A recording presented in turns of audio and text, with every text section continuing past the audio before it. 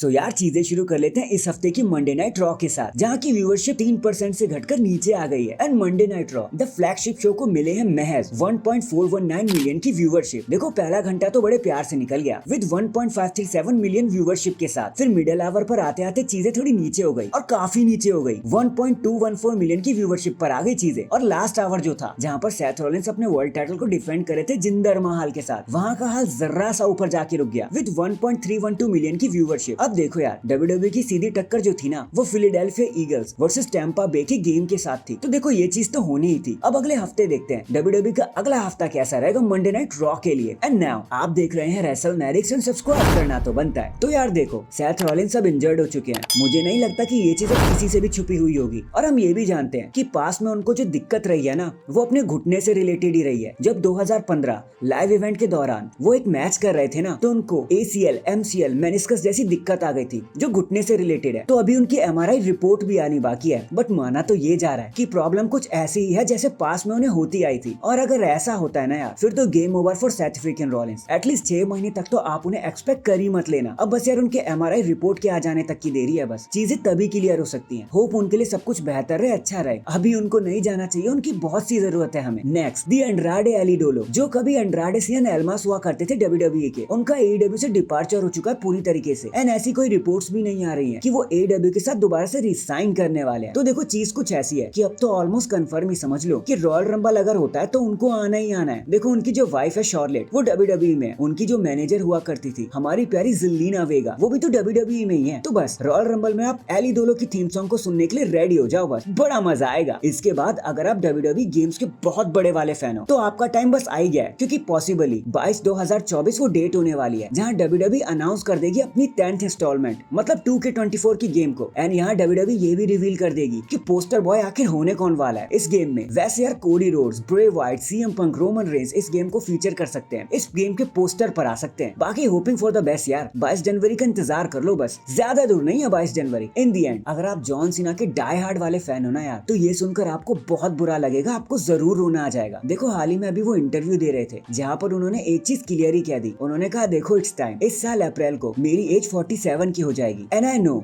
मेरे पास अब ज्यादा टाइम भी नहीं बचा है। ये मैं नहीं कह रहा हूँ, ये मेरी एज कह रही है। ये मेरी एज की डिमांड है कि अब मुझे यहाँ पर रुक जाना चाहिए। मैं तो अब बस ये सोच रहा हूँ कि अब इस जॉन सीना रेसलिंग की किताब को कब बंद किया जाए। सो यार उनके इस कमेंट के बाद तो आई थिंक अब कुछ रह भी नहीं गया है। मुझे लगता है अब सच में वक्त आ गया है कि हम जॉन सीना को बाय बाय कह दें। इट हर्ट्स यार, लेकिन ये जिंदगी है। सीना आप हेल्दी रहो यार, कभी कभी अपनी अपीयरेंस देने जरूर आ जाना, हम तो उसी में खुश हो जाएंगे। बस जाते जाते हमें वो जीतने वाला, नेवर गिव अप वाला जॉन सीना चाहिए। तो प्लीज आप वापस आओ और एक मैच जीत कर जाओ। हम सब आपसे बहुत प्यार करते हैं। So that is it guys, अभी के लिए तो बस इतना ही। आप मुझे बताना क्या आप 2K24 गेम के लिए बहुत एक्साइटेड हो या फिर आपके लिए ये बस एक इंस्टॉलमेंट है। कमेंट करके जरूर बताना। एंड चैनल पर नया है तो चैनल को जल्दी से लाइक एंड सब्सक्राइब कर दो। बाकी मैं मिलता हूँ आपसे किसी और अपडेट के साथ, तब तक के लिए अपना ख्याल रखें और खुश रहें।